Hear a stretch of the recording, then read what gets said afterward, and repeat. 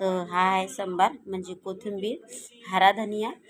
तर या चांगलं स्वच्छ साफ केलं, त्याच्या काड्या बिड्या साईडला काढल्या, चांगलं पाण्यात धुतलं आणि असा बारीक हा चिरून. त्याच्यासाठी काय काय लागणार आहे ते सांगते मी. तर हे पहा, काही मिरच्या घेतल्या, काही अद्रक घेतलं, लसण घेतलं आणि 2 कढीपत्त्याचे पानं घेतले. तर हे चांगलं स्वच्छ पाण्याने ह्या पाण्यात धुवून काढलं आणि हे असं निथऱ्यासाठी ठेवलं. तर चला, आपल्याला अद्रक, लसूण, मिरची आणि जिरं हे चला मी ही पेस्ट वाटून घेतो.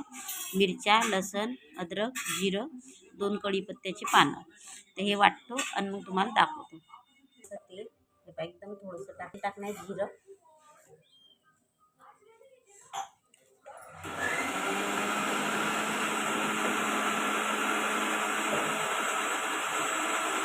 लसण,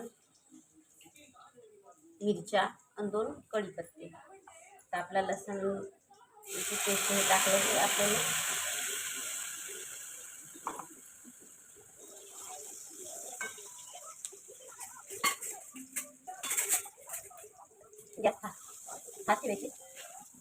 हे असं त्याला चांगलं हलवून घ्यायचं. धने जिरे पावडर जे मिक्स करेल आहे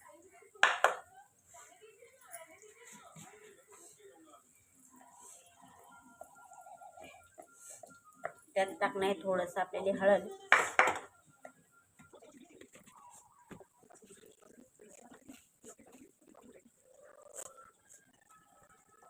चांगलं मस्त आपलं हे चांगलं हलवून घ्यायचं.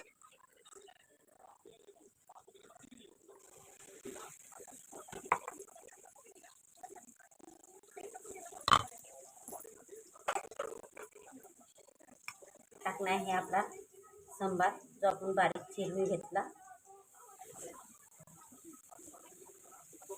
त्याला सगळं टाकून घेतो मी.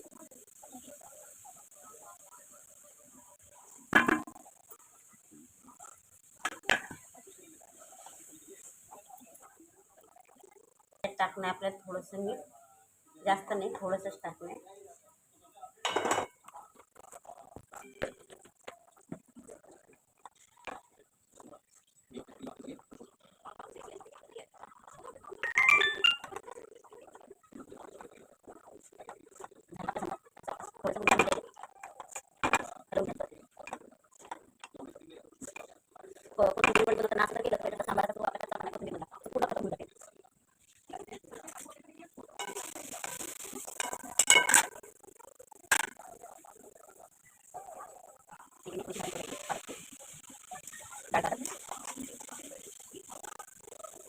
त्यात टाकण्यात आपल्याला बेसन.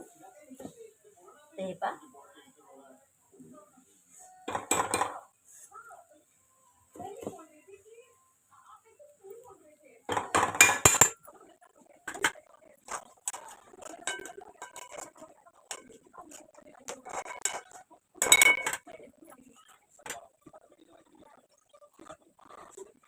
त्यात थोडंसं आपल्याला मीठ टाकायचं. आपण संबारात टाकलं होतं, त्यात पण थोडंसं टाकण्यात बेसन चवीनुसार.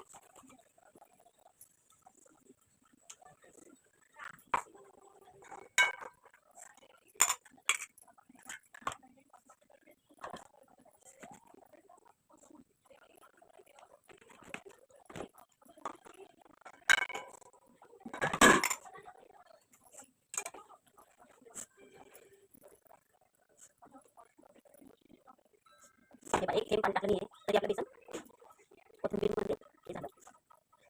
याला थोडं टाईम झाकून ठेवून 5 मिनटं नंतर पाहू आपण.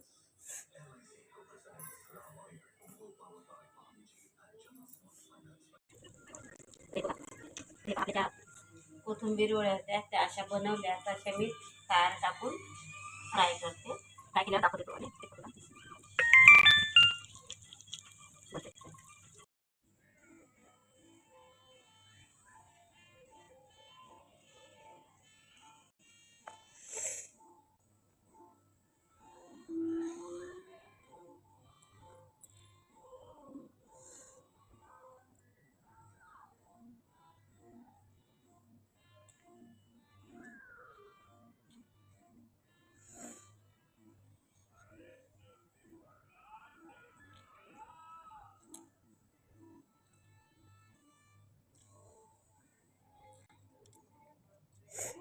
ते अशी कोथिंबीर वडी बनली बघा, एकदम मस्त नरम नरम लागते चपातीसोबत.